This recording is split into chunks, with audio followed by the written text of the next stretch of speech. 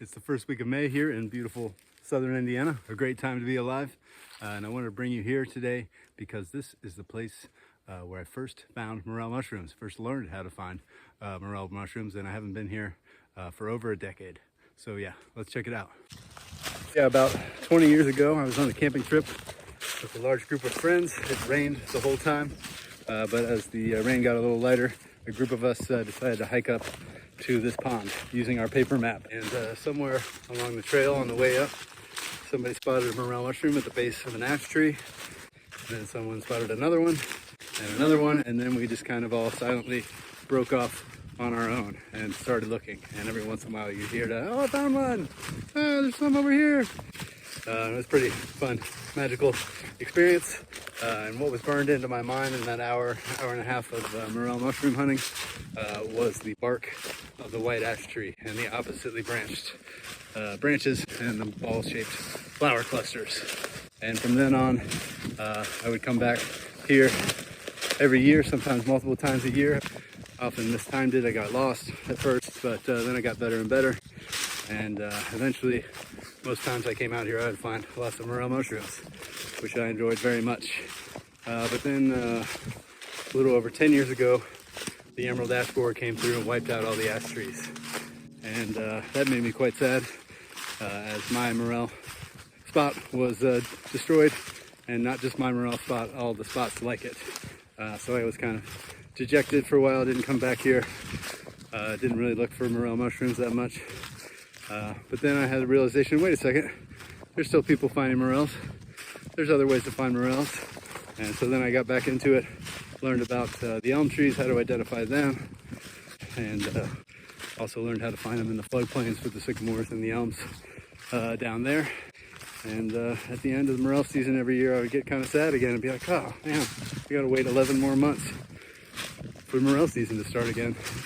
But then I had the realization, wait a second, there's so many other edible mushrooms out there. I could be mushroom hunting almost every month of the year. And indeed, you can find edible mushrooms in southern Indiana and almost every month of the year. There's so many other wonders of the wilderness out there, other mushrooms that are just as delicious and fun to find as the morel. All right, let's move on to the mailbag. Mailbag! It's first week of May here. Morel season is virtually over. How do I know morel season is over? Because morel lawn ornaments are now 25% off. You could still technically find some yellow morels maybe in a cold holler somewhere, or could find some tulip morels, but it's unlikely. But if you're north of here, people are definitely still finding morels. Here's some photos and videos sent to me from one of our mushroom friends in western Michigan. He sent these pictures of these black morels growing out of the sand. I think that's awesome. I love seeing morels in other contexts that I would never find them here. In the sand, in the gravel. People even said they found them in their basement. Yeah, that's always cool. And then a couple weeks later, he sent me this video of some yellow morels he found. Looks like near some slippery elms. So yeah, thanks for sharing those. If you ever want to share your interesting or impressive mushroom finds, Mushroom Journeys email address is in my profile, on my profile page, and I'll put it in the description box on this video as well. So here is the pond. The pond is still here, but the ash trees are all gone. Except for the odd 1 in 1,000 survivor.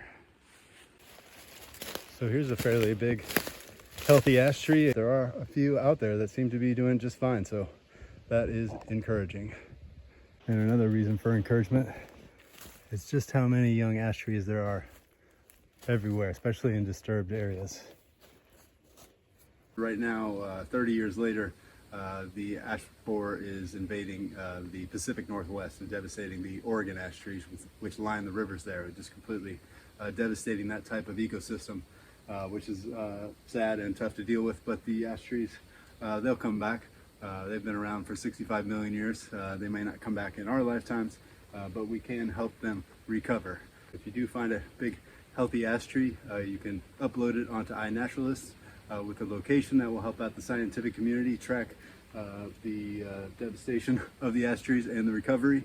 And also you can plant an ash tree. They're working on emerald ash borer resistant varieties right now. There aren't any commercially available that I could find, but look for those in the next few years. They should be coming out.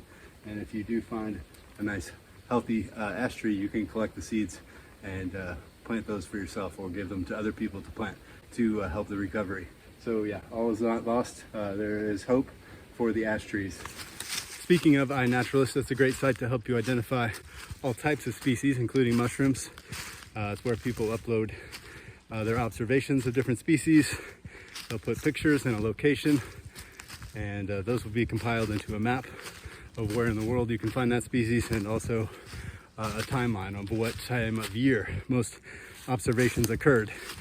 But I've noticed on the yellow morel page, there's a lot of mugging and flaunting. This photo is kind of a glamour shot, blue steel. Just very shocked individual. We have these other happy ladies, some more happy people, and we have this kind of sad guy. He's kind of funny. This one's really funny. This takes the cake. It's the best or worst morel photo on iNaturalist.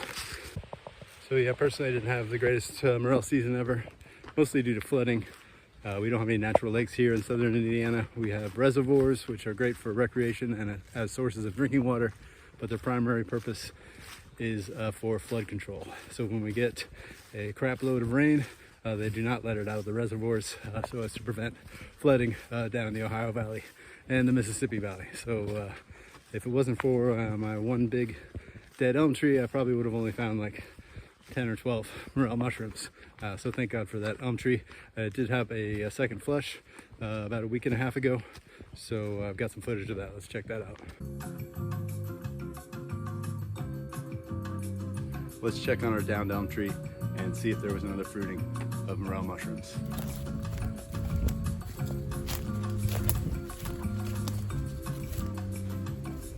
Oh yeah, there's some big ones. Kind of turning orange. They've been here a while. There's 3 big ones. I think I see a 4th one down in the tree. Oh yeah, there's a lot of them under the tree there. Oh, there's some good ones down there. Wow.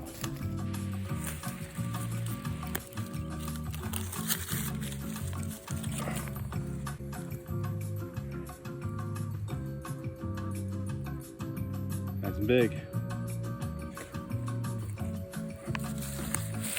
Oh, there's 2 right here. 3, 4.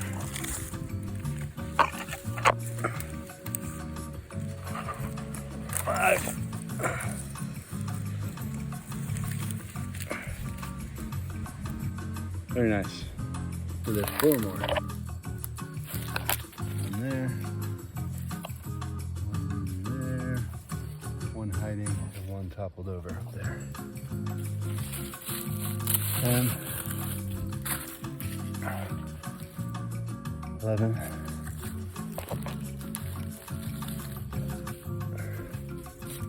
12.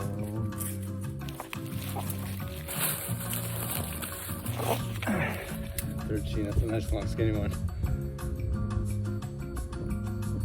Cool. That's great. All right, let's check the backside here. It's a better view of our big dead elm tree. And yep. I see 2 more mushrooms. That one is pretty darn big. 2 more.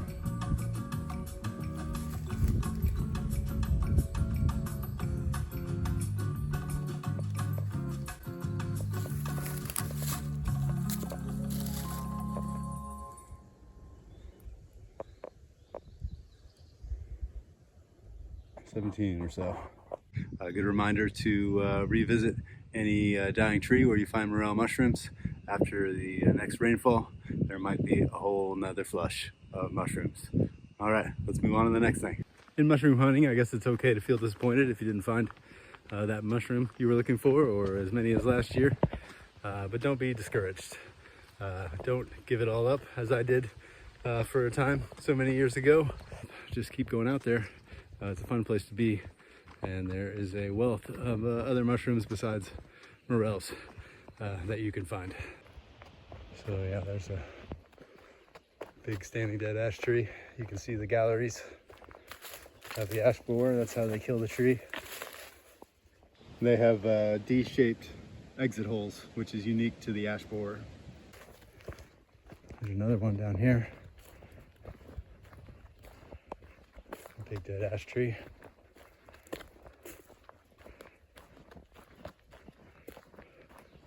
Oh, cool. Here's an edible mushroom. This is one I usually find in the fall. I'm surprised to see it here in May. But that is the pear-shaped puffball. It's an edible puffball mushroom that grows on wood. You do want to get them when they're nice and white on the inside. These are puffy and green on the inside. So those are no longer edible, but that's a cool mushroom, especially in May. And here are some more mushrooms.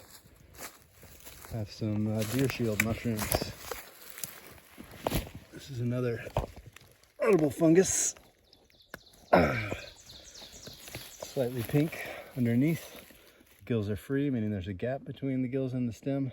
This kind of deer hide color, big umbo on the top, hence the name deer shield. It's kind of like those old timey round shields with a little ball in the middle. But yeah, that's a really cool mushroom.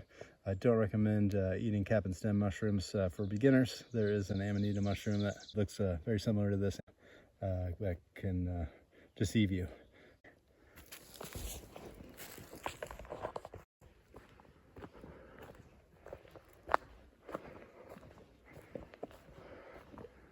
Oh, and up here I see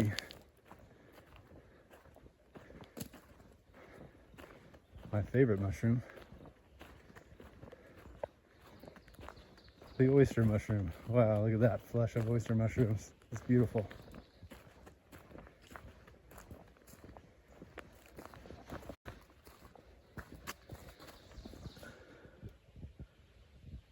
Oh, there's poison ivy down there.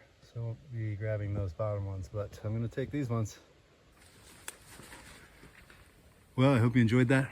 I'm Michael File. I'll see you next time on Mushroom Journeys.